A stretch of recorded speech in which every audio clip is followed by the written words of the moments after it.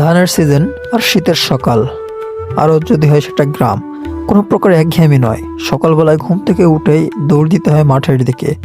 তো আমিও ঠিক তেমনটাই রওনা দিলাম মাঠের দিকে। যে দেখি আব্বা আমার আগে মাঠে চলে গিয়েছে এবং সেখানে আব্বা খুব ভালোভাবে ধান কাটছিল। তো আমি আমার মতন শুরু করলাম ধান কাটা। তো সেখানে আব্বার কিছু কাটার পরে আমিও কাটলাম।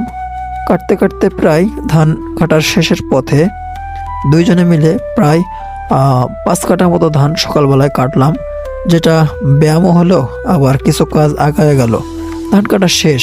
ধান কাটা শেষে একটু বিশ্রাম নিয়ে আমরা আমাদের বাসার পথে আবার রওনা হলাম এবং আমাদের অন্য যে ধান আছে সেই ধানটা দেখার চেষ্টা করলাম।